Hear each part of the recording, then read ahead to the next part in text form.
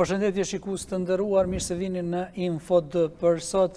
Brenda këtij viti, qytetarët e Kosovës do të mund të drejtohen vendit 4 herë në zgjedhje, pra që pritet të marrën edhe në fillim të dhjetorit një palë zgjedhje tjera, më që Albin Kurti si fitues i zgjedhjeve me vetëvendosjen të 9 shkurtit nuk arriti që të dielën të marrë votat për ta formuar qeverinë e Kosovës, më që nuk kishte shumicën e deputetëve, pasi nuk arriti të bëj koalicion me asnjë nga partitë tjera, ndonse e kishte në opsionale vetëm LDK-n dhe Nismën për Kosovën, më që të tjerat thanë që nuk do të bashkëpunoj.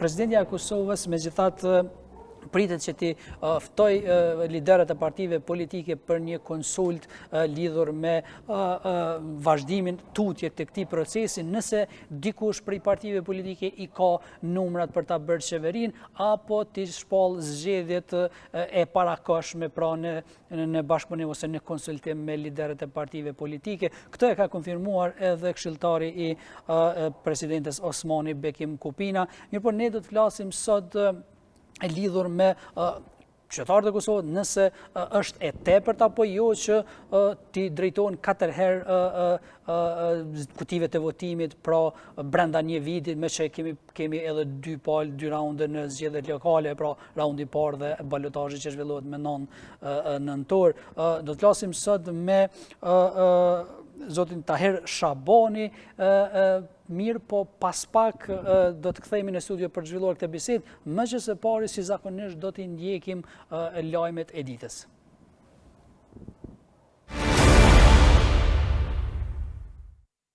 Komisioni Qendror i Zgjedhjeve ka caktuar kufirin e sipërm të shpenzimeve për fushatën për raundin e dytë të zgjedhjeve lokale të 9 nëntorit. Sipas vendimit të KQZ-s, kufiri maksimal i shpenzimeve është 2.633.324 euro, apo 2 euro për çdo votues të regjistruar. Fushata zgjedhore për subjektet politike dhe kandidatët e raundit të dytë do të fillojnë më 3 nëntor dhe do të përfundojnë më 9 nëntor të vitit 2025. Në orën 6:59. Subjektet politike nuk mund të tejkalojnë vlerën e kufizuar të shpenzimeve në komunat në të cilat garojnë rrethin e dytë të zgjedhjeve. Analisti i politikave në Institutin GAP, Bekim Saliu, ka deklaruar se problemi mundshëm i mosmiratimit të buxhetit nuk qëndron te qeveria në detyrë, por te Kuvendi i Kosovës, i cili ende nuk është i kompletuar me komisionet përkatëse parlamentare. Sipas Saliut, edhe qeveria në detyrë ka të drejtë ligjore që ta procedojë projektligjin për buxhetin në Kuvend, siç përcaktohet në ligjin për qeverinë Neni 31.2. Megjithatë, mungesa e komisioneve parlamentare po e pengon procesin e shqyrtimit dhe miratimit të këtij projektligji. Kryeministri i Shqipërisë Edi Rama ka cilësuar si të tmerrshme faktin që shkrerët e ushtrisë lirimtare të Kosovës po vazhdojnë të mbahen në Hag nën akuzën për krime lufte dhe 5 vjet pas arrestimit. Çfarë turpi për drejtësinë ndërkombëtare dhe mëzi për shqipsharësit digjital, tifoz të verbuar prej budallakisë kinse patriotike, që dhe mbrapa hekurave të kësaj padrejtësie uleritse e shohin dhe trajtojnë Hashim Thaqin si armik politik, duke uruar të mos dalë më kurrë prej aty, ndërkohë që kur atyre ty jetë harruar nami e dhe asaj gjykate të ketë mbetur vetëm njolla e turpit të historisë. Emri i Hashimit do të mbetet përgjithësi si emri i njeriut që u bë njësh me fatin, lirinë dhe pavarësinë e Kosovës, ka shkruar Rama në rrjetin social në Facebook, duke publikuar një fotografi të Thaqit me generalin amerikan Wesley Clark.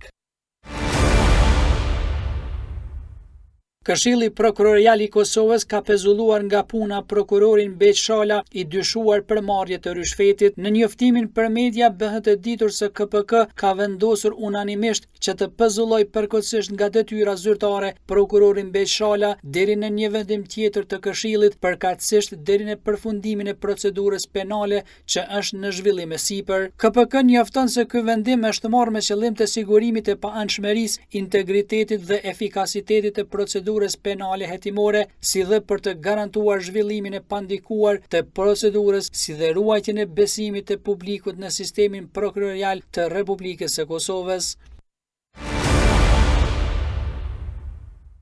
Zëvendës ministri në detyrë i zhvillimit rajonal Eldin Uglari është liruar nga posti. Zyra e kryeministrit ka njoftuar për këtë vendim të kryeministrit në detyrë Albin Kurti, por pa dhënë detaje për arsyet. Kryeministri në detyrë i Republikës së Kosovës Albin Kurti ka liruar sot nga detyra zëvendës ministri në detyrë të zhvillimit rajonal Eldin Uglari, thuhet në njoftim. Ky veprim po shihet si një formë hakmarrjeje ndaj deputetës së komuniteteve Duda Balje, e cila nuk e votoi qeverinë e propozuar nga Kurti në seancën e së dielës. Hakmarrja nuk ka nisur, veç ka vazhduar, ka shkruar Balje në rrjetin social Facebook pas vendimit të kryeministrit për ta liruar nga detyra Eldin Uglarin. Në Babaj të Bokës ka nisur ushtrimi fushor Ujku i Shigjetës. Të pranishëm nuk janë komandantja supreme Vjosa Osmani dhe as kryeministri në detyrë Albin Kurti. Nga afër këtë ushtrim fushor po e përcjell ministri në detyrë i mbrojtjes Ejop Maqedonisi. Ky ushtrim fushor po realizohet përmes regjimentit të tretë të komandës së forcave toksore dhe vjen pas një cikli të gjatë trajnimesh dhe përgatitjesh intensive në kuadër të procesit të validimit të regjimentit. Gjatë këtij ushtrimi po testohen aftësi dhe kapacitetet luftarake të njësisë në nivel taktik, me qëllim që të vlerësohet gatishmëria operacionale dhe përmbushja e standardeve të kërkuara për validim. Sot është një ditë shumë e rëndësishme për ushtrinë tonë, Forcën e Sigurisë së Kosovës, sepse sot po përmbyllim një ndër objektivat kryesore të planit zhvillimor të Forcës së Sigurisë së Kosovës, atë të certifikimit dhe validimit të gjitha kapaciteteve të këmbësërisë, pra regjimenteve të këmbësërisë të Forcës së Sigurisë së Kosovës. Pra me këtë ushtrim ne po përmbyllim një fazë dhe po kalojmë në një fazë tjetër për të cilën vetëm i kemi marrë masat dhe jemi duke u përgatitur për ta finalizuar. Me këtë rast falenderoj dhe përgëzoj komandantin e Forcës së Sigurisë së Kosovës, Gjeneral Jasharin, për punën e jashtëzakonshme dhe angazhimin e pashembull për të arritur objektivat pavarësisht sfidave. Ministre e Infrastrukturës dhe Energjisë në Shqipëri, Belinda Balluku, ka prezantuar sot drejtorin e ri të portit të Durrësit, Libon Aliun, duke theksuar rëndësinë e zhvillimit të këtij projekti strategjik për Shqipërinë. Balluku ka nënvizuar se procesi për ndërtimin e një porti të ri në afërsi të Durrësit ka filluar vite më parë dhe do të përfundojë para vitit 2030, si pjesë e strategjisë për zhvillimin e sektorit detar dhe vizionit të Shqipërisë 2020-2030. Ish ministri i Infrastrukturës në Kosovë, tani drejtar i ri portit të Durrësit, Libon Aliu, theksoi se ky port bart një rëndësi të veçantë si për Kosovën, ashtu edhe për të gjithë rajonin. Ashtu si tham, porti është i Shqipërisë, i Kosovës, porti është i gjithë shqiptarëve dhe çka më lidh mua gjithashtu me Liburin është një projekt i përbashkët që e kemi pasur të dy shumë për zemër. Porti Durrësit vërtet nuk është port vetëm i Republikës së Shqipërisë. Është port i gjithë shqiptarëve, është port i rajonit, është port që sot Kosova po thuj pjesën dërmuese të mallrave po e merr përmes portit të Durrësit, mbas edhe këtu gati po thuj gjysma e mallrave që shkojnë drejt Kosovës, nëpër rrugën e kombit, një pjesë e madhe shkon drejt Maqedonisë, dhe është e domosdoshme që ky port të modernizohet në shkallën që tjetë sfidues dhe tjetë konkurrent për gjithë rajonin.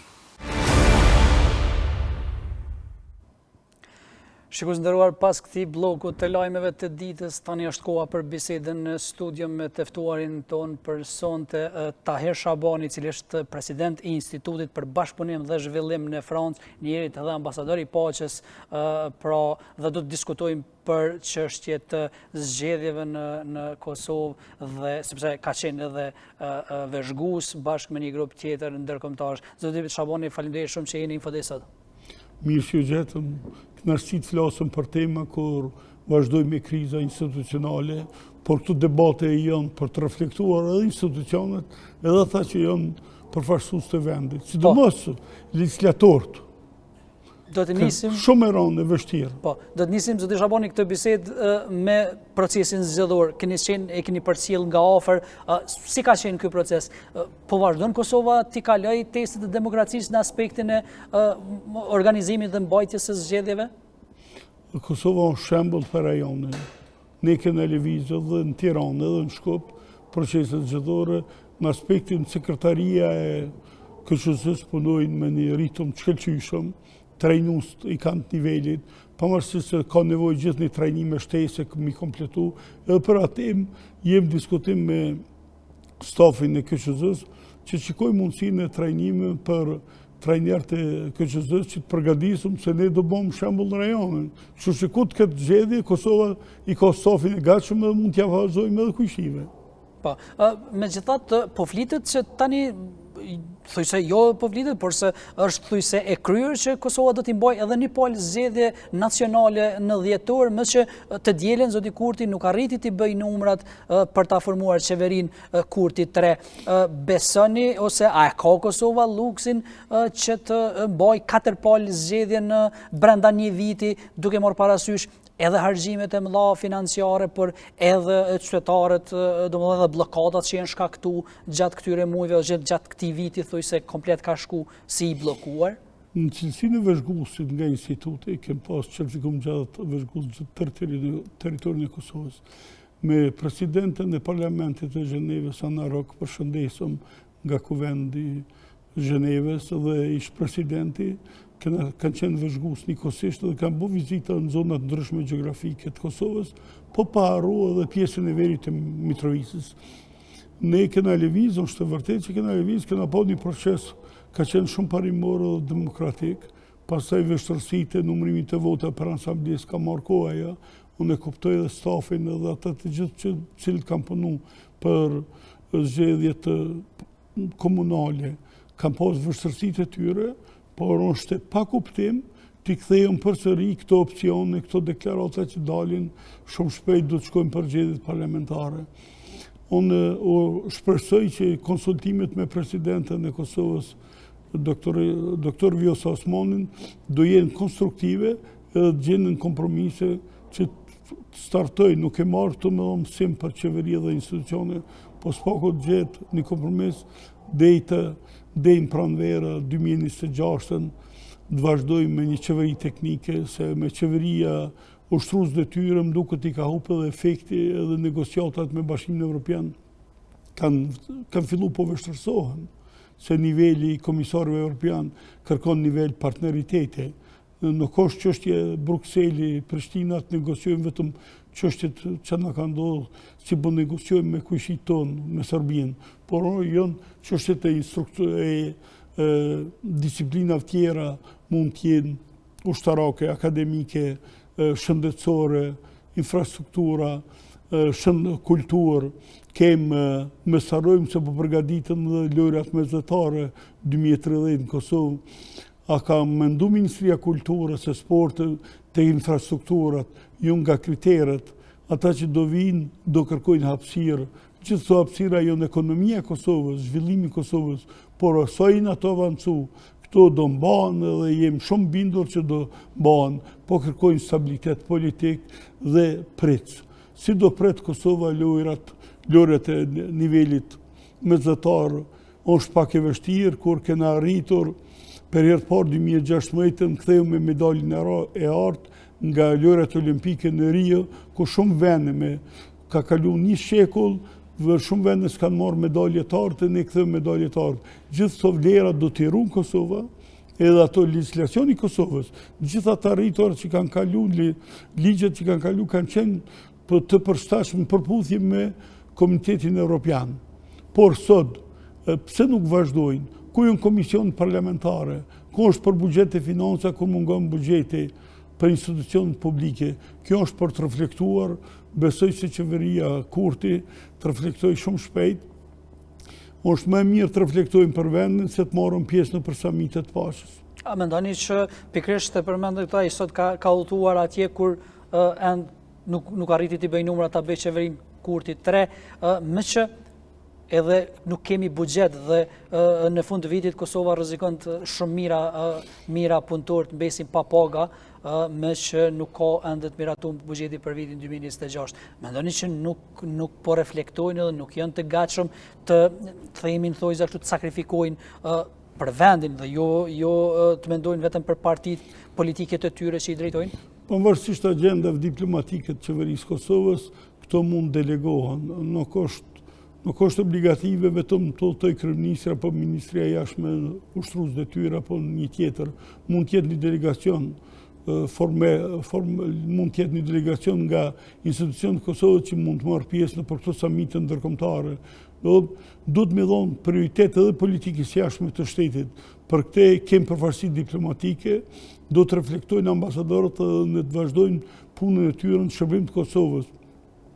Është dhimbje madhe kur një diplomat kthehet dhe lëviz në bulevardin e Prishtinës, kur mund të shërbejë atë akademisë diplomatike, mund të merret me trajnime, mund të aktivizohet me rjetin e diplomacisë ndërkombëtare, me ish diplomat, mund të organizohen format e sesionet të ndryshme akademike, shkencore dhe diplomatike për lëbimin e Kosovës. Ende nuk arrita me vrejt nga Ministria e Jashtme dhe institucionet që të bëhet një grup ndërministror për të negociuar antarësimin e Kosovës pranë organizata ndërkombëtare, janë si organizata botërore tregtisë dhe forume tjera ndërkombëtare që nuk janë sistem të Kombeve të Bashkuara. Nuk ka nevojë rezoluta të jetë në fuqi e Këshillit të Sigurimit apo konventat ndërkombëtare nga Kombet e Bashkuara. Kosova mund startoj me grupe ndërministrore dhe ndërinstitucionale. Prandaj lobimi i Kosovës ka mbetur dhe vazhdon të mbetet përsëri diaspora duke luajtur një rol të shkëlqyeshëm nga gjitha ato mundësitë dhe sakrificat që kanë bërë me disenitë e tëra për Kosovën tardone. A besoni që presidentja do të arrijë që, thime thonë, ti ullë thime këto tensionet mes partive politike dhe të ketë një reflektim në aspektin e se ka po shkon Kosova dhe dëmet që po i bëhet vendit në qoftë se nuk krijohet një qeveri, qoftë edhe teknike për të kapërcyer disa procese siç është buxheti dhe siç janë plani i rritjes i Bashkimit Evropian për të përfituar ato donacionet të cilat i kanë ndarë për 6 vendet e Bashkimit e Ballkanit Perëndimor, falni, dhe që t'i përfitojë edhe Kosova pjesën e vet ose pjesën e saj. Mendoni që mund të ketë një lëvizje që të mos ketë zgjedhje dhe të zgjatet edhe më shumë ky proces kështu? Ky i bllokues themi? Ne urojmë dhe shpresojmë që këtë vjesht se flitet para dhjetor zgjedhjet parlamentare nuk është alternativë për integrimin e Kosovës zgjedhjet.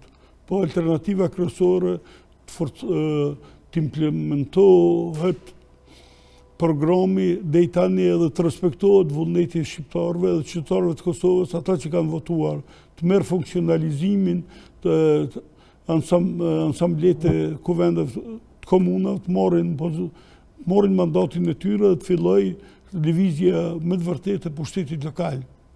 Me sa bojmë në test votën lokale dhe balotazhin për zgjedhjet e parakohshme parlamentare.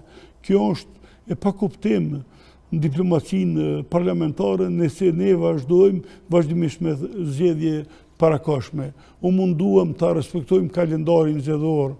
Derisa në Kosovë nuk respektohet kalendari zgjedhor, Franca ka një shembull për Bashkimin Evropian. Fillon zgjedhjet lokale, departamentale, rajonale, çdo 6 vit. Pastaj presidenciale, parlamentare dhe senatoriale, ku janë dy dhoma të larta, është parlamenti dhe senati. Deputet zgjidhen direkt nga populli, ndërsa senatorët zgjidhen nga elektorati i lartë, ata që ka zgjedhur populli, këshillat departamental, rajonal dhe bashkiak. Gjitha këto janë procese që ke marrë mjaft shembuj nga Komuniteti Evropian dhe aleat e Kosovës. Ne proceset e Kosovës për integrimin e Kosovës vetëm me lat mund të nisim edhe të vazhdojmë bashkërisht. Vetëm nuk arrijmë dot. Rrugtimi është me sakrificë. Uroj të ketë një unitet dhe një bashkëjetesë në termen në qeverinë e Kosovës, ndahen dikasterët ministrore, s'është e turpshme, një subjekt merr 3 ministri, tjetri mund të merr një sekretarinë e shtetit, të ndajnë në bazë numrit votave. Jo të kërkoj askund bëhet nuk ndodh, një subjekt me 2 deputet 3 kërkon pozitën e presidentit parlamentit Kosovës. Kjo vetëm të ne po ndodh ka.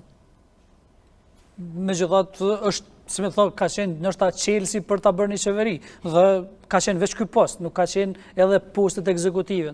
Atje do të ishte vetëm partia fituese, domethënë e zgjedhur. Po më intereson jeni ambasador i paqes, e drejtoni një institut të rëndësishëm, keni kontakte në Evropë me diplomat, me qeveritë të ndryshme. Cili është, si me thonë, vlerësimi tyne për situatën në Kosovë? E shohin si shqetësuese kur një shtet kaq i vogël dhe ka interes për integrim, ka mbetur kaq mrapa dhe e mban vendin të bllokuar për muaj të tërë, gati një vit? Me miqtë tonë parlamentar nga Zvicra, bisedës sipër ishte një temë shumë interesante. A ka orë mjaft kjo kohë periudhë pas luftës së këndej që Kosova, Parlamenti i Kosovës mendoj për ndryshime kushtetuese? Kjo ka orë nga miqtë tonë, nga Franca, nga Evropa, nga shumë vende. Një kushtetues që lëviz shpesh, edhe ajo s'ka stabilitet, edhe janë shumë e vështirë me lëviz, por ku kalon një periudhë gjatë, nga viti 99, tani jem 2025, po përfundon viti, ka qenë më e mirë kur i ki shumicën, e ki mazhorancën me mendu tek ndryshimet edhe me premtimin tek populli, t'i kthejmë premtimin popullit te elektorati, se qytetari kur të voton, përsëri mendon mandatin tjetër, a do ta votoj deputetin e zonës apo do ta saksionojmë. Edhe këto saksionet janë të mira tek zgjedhjet lokale. Këto balotazhet unë i kam vërejt si vëzhgues alternativ për qeverisjen dhe demokracinë, zhvillimin me një demokracie që vota vjen nga populli për popullin. Edhe Montesquieu, filozofi francez, para revolucion, kur kam punu për deklaratën e drejtat njerëzit dhe qytetarët që ka qenë pjesë përbërëse e kushtetutës Francës dhe preambulje kësot, ata e kanë thonë dhe e kanë definu shumë lehtë. Aty ku jep shumë pushtet tjetrit edhe mund të abuzoj. Edhe aty ku s'ka ndarje të pushtetit, është e vështirë të funksionojë demokracia. Megjithatë, në këtë periudhë, zoti Shabani, ne jemi ende në masat nga Bashkimi Evropian. Ne kemi, domethënë, pezullim të dialogu strategjik me SHBA-n, me partnerin kyç, aleatin më të madh të Kosovës, dhe nuk ka reflektim. Ka po shkon vendi. E shihni këtë si shqetësuese? Ka qenë shqetësuese për shqiptarën në Kosovë, në trojë shqiptarën në Shqipëri, Maqedoni, por është shqetësim shumë i madh kur gjithë ato partneritetin, miqësinë e shtetit me Shtetet e Bashkuara të Amerikës dhe me Bashkimin Evropian, ne du të më shkojmë drejt forcimit. Gjithë ato të arritura pas luftës së këndej, ato du të forcohen ato raporte miqësore. Nëse ne acarojmë, kemi acaruar raporte diplomatike. Diplomacia është e ndihshme, ndërsa diplomacia është edhe artën e veti. Ne du të shfrytëzojmë kanalin diplomatik përmes diplomacisë kulturore, ekonomike, publike, parlamentare. Ne do të forcojmë grupet e miqësisë, miqtë tonë nga Bashkimi Evropian, presin që legislatura e Kosovës të forcohet dhe të vazhdojnë mandatet, të marrin mandatet dhe të vazhdojnë komisionet parlamentare, të forcohet grupet e miqësive me Bashkimin Evropian, me Shtetet Bashkuara të Amerikës. Përmes grupet e miqësive mund të avancohet edhe njëje të reja përsëri për Kosovën. Presidentja e Kosovës ka bën një punë shkëlqyeshme të lobimit periudhën e fundit me vendet anëtare dhe ato ende që se njohin Kosovën, por do të bëjnë të gjithë, do të pyesin vetveten çfarë mund bëjnë për këtë vend. Edhe një kryetar komune, edhe ajo është lobuesi i vendit, edhe i votës së lirë qytetarëve. Prandaj do të respektohet. Agjendat ekonomike dhe diplomatike në Bashkimin Evropian në Bruxelles i kam trajtu, duke ftuar pjesëtarët e qeverisë, duke ftuar Komitetin Olimpik të Kosovës, kam ftuar njëkohësisht edhe të komunave. Kur u fol për çështjet e bujqësisë, blegtorisë, kam kërkuar kryetarin e komunës, shembull kryetarin e komunës Vitinë, çështjet e bujqësisë i njeh shumë mirë. Pse mos më ardh me folë edhe ai që njeh zonat ndërkufitare edhe prodhimet vendore. Kështu mund të, me ekspert lokal, me ekspert shqiptar, mund mbrojmë vlerat tona dhe rrisim partneritetin me Bashkimin Evropian. Kena marrë pjesë edhe në samite evropiane të bujqësisë, blegtorisë, ku kena ndihmu Kosovën edhe me Bashkimin Evropian, kena kriju mundësinë me donacione të shkëlqyeshme për kontributin e Kosovës. Uroj këto partneritetet gjitha këto të vazhdohet edhe të reflektohet edhe nga qeveria aktuale. Si ka qenë diplomacia në këto vitet e fundit, zoti Shabani, në aspektin e integrimit? Vetëmi vend, domethënë në Ballkanin Perëndimor jemi që nuk kemi hap negociata ende me BE-n për antarësim. Shqipëria edhe sfundi hapi disa kapituj dhe është afër ose në rrugë për antarësim. Malizi po ashtu, Serbia është në proces qyshmëti. Vetëm Kosova ka mbetur disi mbrapa. Pse? Si ke parë diplomacinë e Kosovës gjatë këtyre viteve? Neve do të marrim shembull Tiranën. Tirana gjithnjë ka qenë reflektim për Kosovën në aspektin e diplomacisë. Filluan shërbimet diplomatike të funksionojnë përbashkëta. Pastaj ajo harrua ajo pjesë e diplomacisë mes dy shteteve që të forcohet Kosova. Trajnimet e gjitha këto akademi diplomatike, ne kena marrë mësim nga Tirana, po ato mësime do të implementojmë, do të jemi aktiv në sferën e diplomacisë publike, ekonomike dhe multilaterale. Nëse ne nuk vazhdojmë projektet multilaterale me Bashkimin Evropian, programet e fondeve Bashkimit Evropian që favorizojnë zonat ndërkufitare mes Kosovës, Shqipërisë, Maqedonisë, Malizi dhe gjithë rajonit, ne ato programe do të trajtojmë me një prioritet të shkëlqyshëm që të jemi pjesë barabartë drejt kapitujve të ri të antarësimit në Bashkimin Evropian të Kosovës. Ne gjitha ato që i ka implementu Tirana, do t'i merë qeveria Kosovës. Pse s'po i merë këto mësime? Unë mund drejtohë në institucione, ku janë sot që negociatat dhe takimet ndërqeveritare, takimet e përbashkëta Tiranë-Prishtinë, pse u ndërprejnë? Ku është problemi? Këto probleme janë reflektuar në Prishtinë, shpresoj që të reflekton në termë në Kosovë dhe bashkarisht rajoni perëndimor, zona e këtij rajoni perëndimor, bashkarisht mund të negociojmë për integrimin në Bashkimin Evropian. Unë vazhdimisht edhe nga Malizi, edhe nga Maqedonia, delegacionet kur kanë ardhur në Kombin e Bashkuar dhe organizata ndërkombëtare, ne bashkarisht mund të plotësojmë kriteret dhe implementimin e programeve për integrimin në Bashkimin Evropian. Po në këtë rast do të më përshëndet Tiranën. Shqipëria ka avancu. Unë kam marrë pjesë negociata kur Shqipëria antarësu vitin 2000 pranë organizatës botërore të tregtisë. Ka qenë një kapitull voluminoz, kanë qenë me grupe, me ekspertësh. Një moment ka qenë shumë interesant, ishte Ministrja e Tregtisë dhe Industrisë Majlinda Kelmendi, Brego, edhe në atë kohë ata kërkuan një kriter të bujqësia, të implementimin ndryshime amandamente tek bujqësia. Qeveria shqiptare në për 3 javë eftojmë parlamentin dhe kalojmë edhe këtë legjë pa problem. E ngriti dorën amerikane në organizatën botërore të tregtisë, ne edhe 3 muaj apo më fatë Shqipërisë për punu me legislaturën e radhës deri sa t'i kalojnë ligjet dhe do të me kalojnë për grupe komisione, do të shikojnë amandamentet, do të pajtojnë edhe subjektet politike të japin reflektimet e tyre. E kështu që negociatat ndërkombëtare janë kompleks në vetvete. Edhe ato dojnë reflektim, dojnë ekspert në fushat të ndryshme, e dojnë ekspertin nga bujqësia, legislacioni nga çështjet ligjore, dojnë nga ekonomia, nga mbrojtja e autorësisë intelektuale. E gjitha këto janë një përbërje antarëve delegacionit nga Kosova që mund të vazhdojnë negociatat e përbashkëta. Sa kanë qenë, se përmendet që nuk këto, domethënë, ambasadat e përbashkëta që u patën arrit pajtimi, themi, mes dy qeverive, që nuk kanë funksionuar si duhet. Pse mendoni që nuk kanë funksionuar këto?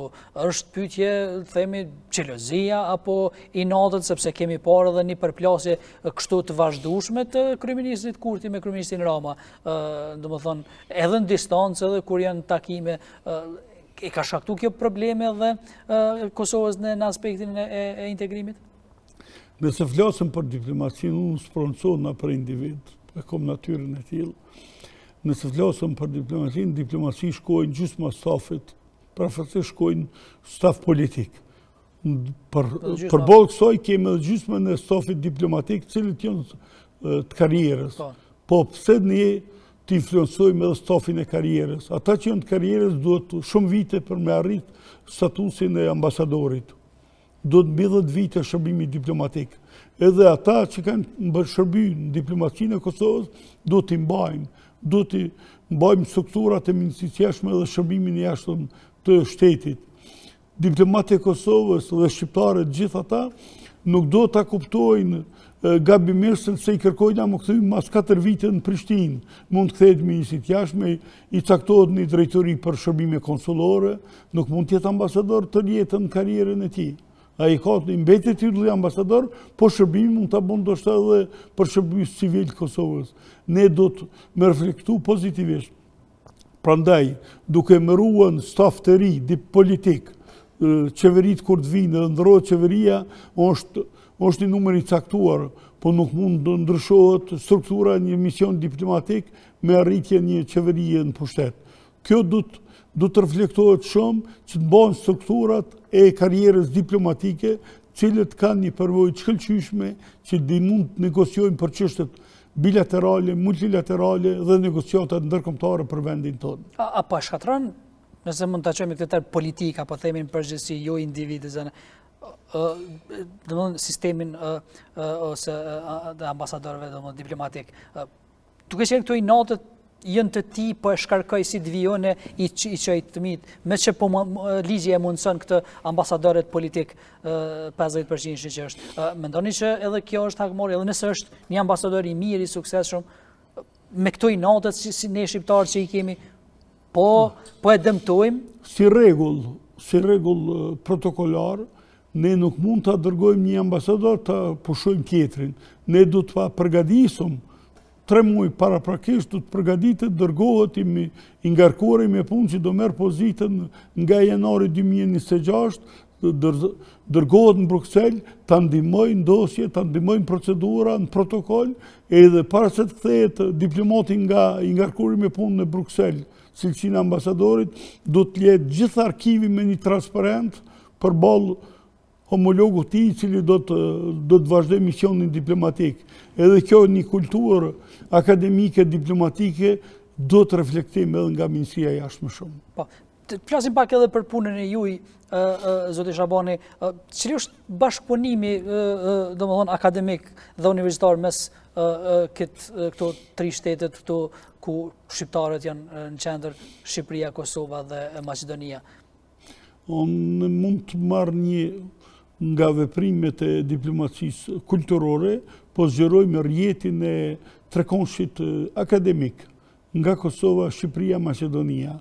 Për këtë diskutim me sipër edhe me stafin diplomatik dhe shkëlqësinë e tij ambasadorin e Republikës Franceze në Prishtinë, e diskutuam këtë çështje, u përshëndet ky program që të implementohet sa më parë, duke munduar që mes një partneriteti Universitetet Shqiptare në Ballkanin Perëndimor dhe me komunitetin evropian mund të arrihen programet Erasmus të implementohen më shumë, pastaj këto mund shkojnë edhe për shkollat e mesme profesionale, në këtë drejtim po punojna, kena fillu bashkëpunimin me shkollat e Kosovës, jem të konkretizu që gjuha frankofone të jetë edhe pjesë e programit pedagogjik për shkollat e mesme fillore. Në Fakultetin Filologjik të Universitetit Prishtinës mungojnë student gjuhës frange, është e vështirë rinjia të shkojnë tek drejt frankofonisë me gjuhën letërsi frange, janë disa programe implementimi kurrikula e arsimit lartë mesëm dhe fillor, do të shikuar këtë drejtim, do të punoj me ekspert, jem në diskutime sipër me qeverinë franceze, me Ministrinë e Arsimit dhe këshilltarët e Ministrisë Arsimit, cilët janë me ndikim shkëlqyeshëm pranë presidentëve të Universitetit francez, atje është nivel presidenti, këto rektor.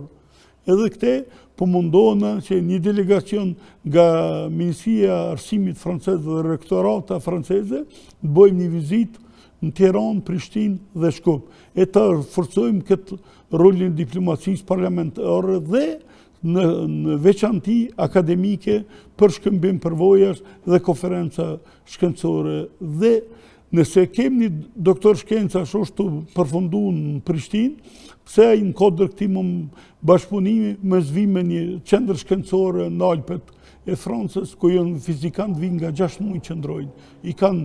i kanë rezidencat e tyre, janë me një lartësi mbi detare, janë qetësie dhe vazhdojnë e punojnë punën kryesore e trajtojnë shkencën dhe shkëmbimet universitare, bashkëpunimet mes stafeve akademike dhe studentore. Sa po bëjnë qeverit në këta aspekt që të bashkëpunojnë? Ju e përmendet pak a shumë, e falem që bashkëpunimi mes qeverisë Kosovës dhe Shqipërisë nuk ishte në nivelin më të mirë gjatë këtyre viteve të fundit, domethënë të 4-5 viteve të fundit. Po sa po bëjnë në këtë aspekt, në këtë drejtim, në aspektin e arsimit, edhe në aspekte tjera që të bashkëpunojnë të tri qendra, domethënë Prishtina, Shkupi dhe Tirana? Ato që sa i përket arsimit mesëm e të lartë, ju takon stafeve akademike. Për sa i përket universiteteve publike, është shumë logjike se do t'i japim përgjegjësi qeverisë dhe komisioneve parlamentare. Por për të implementuar një program akademik, unë jam duke lobuar me edhe komisionet parlamentare për arsim, shkencë e kulturë, që t'jem pjesë e delegacioneve. Nëse arrim në një vizitë shkëlqyeshme të morëm Universitetin e Mitrovicës, cilin kemi një projekt që shumë shpejt do dalë me një propozim të organizojmë një summit për paqen dhe sigurinë në balkonin perëndimor, do ta bëjmë me Universitetin Isa Boletini, Akademinë e Sigurisë dhe të Policisë Kosovës nga Voshtrea dhe Komunën e Mitrovicës për në pranverë 2026. Po, për më implementuar një program tillë, ne do të mund na shoqërohet dikush nga komisionet parlamentare. Prandaj gjithë ky handicap që u kriju me Kuvendin e Kosovës na ka shkaktuar shumë probleme për implementimin e programeve dhe bashkëpunimin akademike universitare me shumë vende të Bashkimit Evropian. Po. E keni hap edhe shkollën e parë, domethënë në Francë shqiptare. Si ishte kjo hapje? Pati, domethënë, si më thonë, u prit mirë nga diaspora kosovare në Francë, edhe a pati mbështetje edhe nga institucionet e Kosovës diçka, apo ishte vetëm me iniciativën e juaj dhe forcat e juaj, themi kështu?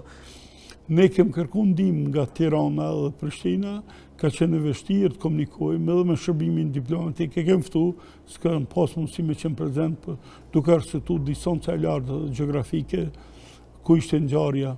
Për implementimin e programit, ne jemi konform Ministrisë së Arsimit nga Tirana dhe Kosova, abetarët i kemi në dispozicion edhe materialet për vazhdimin e mësimit. Kena startu, kemi realizu konventën e parë me institucionet franceze, kjo do startoj ma vonë edhe me shkolla tjera shqipe.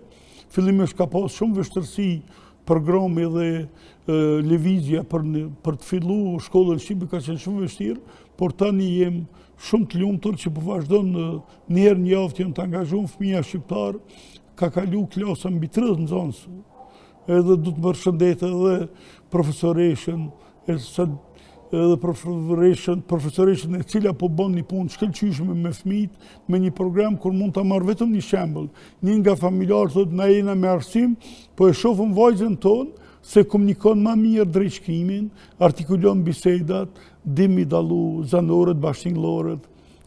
Sa arrin kur është një program arsimor pedagogjik. Prandaj në kodër këtij programi bashkëpunimit tonë ku fillu me shkollat edhe të Kosovës, krijohet një bashkëpunim mes shkolla franceze e komë zgjedhë si zonë gjeografike Prizrenin, do ta shtojmë edhe Kuksin, Lushnjën si zonë gjeografike, pastaj ke marrë komunën e Vitinës, Ferizaj dhe Doshtrion Voshtre, është edhe atje frankofonia, që të krijohet një mundësi shkëmbim pedagogjik mes arsimtarëve edhe drejtorive të shkollës. Pastaj arrin nxënësat. Këtë javë du të me përshëndet, viti kanë qenë mbi 20 nxënësa, kanë pasur ndeshje miqësore. Fëmijë që janë rritë në Francë, edhe francezë tjerë që jetojnë në rezident Francë dhe shtetat franceze. Kanë ardhur me përfaqësues të kulturës, sportit, me nënkryetarin e komunës, nga komuna e San Julien, përshëndesëm një program i shkëlqyeshëm, po përgatitet një memorandum bashkëpunimi duke trajtuar arsimin, shkollat. Vizitum gjimnazin e Vitis, edhe atje kishte frankofonia zhvillume. Do të pajisëm me literaturë dhe me mundësit e tjera të mundësive tjera të përkrajës dhe vizitave studimore. Si bëhet financimi i kësaj shkolle, me që nuk ka themi ndihmë nga qeverit as në Tiranë, as në Prishtinë? Si bëhet? Si paguhen mësimdhënësit atje? Si shkon? Si keni bërë zgjidhjen e kësaj? Për zgjidhjen e saj ne financën e sigurojna nga donator, nga prind, edhe funksionimin e shkollës se ka 3 muaj që ende nuk kena kërku të prind asnjë pjesëmarrje. Do thot, atë kur të krijohet mundësit, do t'jetë çdo gjë me transparencë. Qëllimi jonë është që të lobojmë për arsimin, kulturën, gjuhën shqiptare, me sa diskutojmë financën, me spresim nga qeveria, se me prit nga qeveria, edhe 2-3 vjet nuk arrijna me startuan. E kështu që ne do startojmë, do të bëjmë de facto e de jure çdo program arsimor, edhe nga ky moment ftojmë qeverinë, urdhëni nëse mund të na ndihmoni, mirë se vini. Pastaj është një qëllim shumë interesant në këtë drejtim. Ne po presim nga qeveria shqiptare, kryetaria e Bashkisë së Lushnjës ka qenë vizitë, prandaj do ta favorizojmë atë bashki 130.000 banor. Ai do kërkojnë nga Ministria e Arsimit shqiptare që të përpilohet një memorandum me shtetin francez, një konvent bashkëpunimi për arsim dhe shkëmbim përvojesh, që arsimtarët shqiptarë, mësues që janë në territorin e Francës, në të ardhmen, të mirën përsi për niveli financiar nga shteti shqiptar. Kjo është një iniciativë shumë e mirë që ka marrë me kryetarin e Bashkisë së Lushnjës, e përshëndes një përkrahje të tillë që po na ka siguruar. Po që nga Kosova nuk ka iniciativa të tilla, do thotë. Besoj 2026 se nuk është vonë. Po, mund të fillojnë, në fakt asnjëherë nuk është vonë. Ministria e Arsimit të Kosovës mund bëj apel publik, mund t'i bashkangjitën qeverisë shqiptare te ky projekt kapital. Se të futën në sistem, të paguën nga sistemi i shtetit, pastaj neve na lehtësohet çështja e organizimit. Konventat fuqizohen shtetërore edhe flitet për laicitet. Në shkollat shqipe në Francë do jetë programi e balkonit perëndimor për popullin e balkonit për popullin shqiptar, implementimi i programit do jetë duke u trajtuar arsimi, shkenca, kultura, duke respektuar një shtet laik. Franca laike, Shqipëria shtet laik, Kosova është laike. Edhe këtu du të reflektojnë edhe Ministria e Arsimit që te kurrikulat edhe te programi të insistohet aty ku kërkohet të respektohet arsimi, të ndojmë çështjet fetare dhe arsimore. Po, do të flasim këtë në fund të kësaj bisede, zot Zhabani, për diplomacinë publike dhe kulturore. Sa ndikon kjo në imazhin e Kosovës, themi kështu, në paraqitjen e themi fytyrës së vërtetë të Kosovës me gjitha themi edhe bukuritë, edhe potencialin kulturor, edhe të tjera që i posedon. Sa ka, domethënë, sa ndikon kjo në imazhin e Kosovës? Unë do flas nga aspekti pozitiv, duke po pasuritë thesarin e Kosovës, rrafshin e Dugaxhinit, Grykën e Rgovës, gjithë të zonat gjeografike që janë perle Kosovës, arkeologjia, Olpiana. Me këto do të krijojmë mundësit me arkeologët, do të krijojmë me qendrat e turizmit, do të dalëm me broshura turistike të komunitetit evropian, do të ndikojmë të televizionet publike, private në Bashkinë Evropian, që të promovohet turizmi, alpinizmi Kosovës, gjithë të pasuri në toka Kosovës, në aspektin e lobimit të diplomacisë kulturore dhe turizmit, do të bëj Kosova, do të reflektojnë këtë drejtim. Mërgatën e ka mbrapa, nuk është e mërgatë që ka qenë atë periudhën pas viteve 60 kanë dalë imigrant, kanë punu, kanë pas vështirësitë e tyre, pas kanë kriju bashkime familjare, po sot ata që kanë lindë atje, fëmijët e tyre janë në parlament, janë në ekonominë, janë mjekësi, janë në strukturat e shtetit, janë në jurisprudencë. E gjithë këto do të shfrytëzohen këto burime shqiptare me kulturë perëndimore. Është bërë mjaftueshëm deri tani nga të gjitha qeverisë të shtetit Kosovës, domethënë që të promovohen këto vlera, këto perla, si që quni jo të Kosovës, të cilat do të mund ndikonin që të krijohet një imazh i mirë për vendin dhe kjo të ndikon të ndoshta edhe për sjelljen sa më shumë të vizitorëve, edhe njohje të reja, edhe antarësime të reja, do të kur e shohin një shtet që me kaq potenciale. Zheneva është një qendër kosmopolite, metropol i organizatave ndërkombëtare dhe Kombeve Bashkuara. Nëse vetëm Zhenevë, nëse shërbimi diplomatik do të reflektonte me qeverinë e Kosovës, do t'i merrte ata që janë institucione ndërkombëtare, edhe në parlamentin e Zhenevës që kem 4 deputet nga Kosova, një tani vetëm ka marrë pozitën dhe kryetare komunës, Gjevria Osmani. Kjo është për herë të parë që arrihen këto. Ajo komunë është një komunë me industri, me zhvillim ekonomik. Ko është kryetare komunës. E gjitha këto, pëse nuk shfrytëzohen? Po shfrytëzohen aktualisht? Më je shumë keq. Ko ende nuk arriton me pa një ftesë nga Kuvendi i Kosovës, nga Komisioni Politikës Jashtme apo Integrime, që u bë deputetëve shqiptar që janë për institucione kantonale dhe federale dhe ato evropiane, që t'ju bëhet një koordinim me ta, të lëbojmë bashkarisht. Tjetër është çështja ajo nëse organizohet festa e 17 shkurtit dhe ftohen për një koktel me rastin e pavarësisë. Po do të krijohen agenda diplomatike, kulturore, ekonomike dhe lëbuese për vendin. Këto burime shqiptare me kulturë perëndimore dhe jo një thesar në vete, do të shfrytëzohen, uroj që në tarmen të implementohen programe dhe të futet agenda 2026, lobimi i Kosovës të vazhdoj edhe me Mërgatën, e cila është shembull. Ne nuk jena vetëm me ardhur turist, shpesh na bojnë pyetje, keni ardhur për pushime. Unë vite të tëra i kalova, ende nuk era për pushime në Kosovë. Vazhdimisht kanë ardhur me promovu vendin tonë, me kriju lidhje, çdo hap, çdo rrugë, çdo lagje, më munduan me promovu vendin tonë dhe integrimin e shqiptarëve. Pse mendoni që themi qeveriet, kuvendet e Kosovës, secili që formohet njëri pas tjetrit, secila legjislatur, themi nuk e ka këtë lidhjen e madhe me diasporën, sidomos me ata të cilët kanë ose janë në jetën politike dhe publike në vendet e BE-s. Pse kjo, si më thon, kjo shkputje, kjo neglizhencë për t'i ofruar ata dhe për të themi për t'i thirrë që të ndihmojnë Kosovën edhe në promovimin, edhe në investime, edhe në të gjitha këto. Pse mendon? Mund të jetë apo reflektimi apo vullneti politik. Për mua është mungesa vullnetit politik, ose s'dojnë të reflektojnë, nuk ka vullnet politik, definitivisht. Kur agendat ekonomike të Kosovës që na mundu vazhdimisht i promovojmë përmes lidhjeve të bizneseve, dhoma të tregtisë dhe ekonomisë Kosovës, partneritetin, forumin ekonomik gjatë shtatorit në Zhenevë e trajtu me një nivel shkëlqyshëm, po vërejtë se nga Ministria e Zhvillimit Ekonomik nuk ishte prezent Kosova, as nga shërbimi diplomatik. E nëse ne nuk akordohemi dhe koordinohemi as veti bashkarisht, si do ta bëjmë një takim për lobim në çështjet ekonomike me vendet skandinave. Atje me propozu një takim me vendet skandinave, një takim diplomatik për diplomacinë ekonomike. Por këndej na mungonin delegacionet nga Ministria e Jashtme, nga Ministria e Zhvillimit Ekonomik, edhe partneritet, edhe mund të vinin edhe deputet.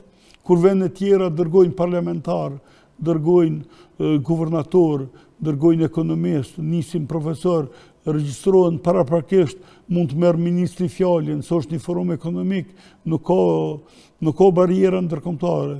Çdo intelektual mund të lobojë për Kosovën, prandaj lobimi mbetet dhe do jetë një sfidë e përhershme gjatë jetës time për vendin, për tokën ndërtone.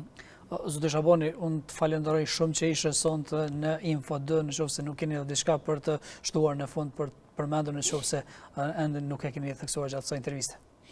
Uroj këtë vjesht vazhdohet me mësime, me ligjërata, të vazhdojnë, të reflektojnë student, të jenë kapacitete, se kurrikulat e arsimit kanë nevojë reflektim, do të mendojmë dhe të punojmë për rinin shqiptare, e rinia shqiptare në ambasadorët më të mirë të Kosovës. Faleminderit shumë, Zotë Shaboni. Shikues nderuar, ne kaq kishim për sonte, ishim pra në një bisedë me Taher Shabanin, president i Institutit për Bashkëpunim dhe Zhvillim në Francë, njëri edhe ambasador i paqes. Ne do të shihemi nesër, ju qëndroni me programet e televizionit DTV Media.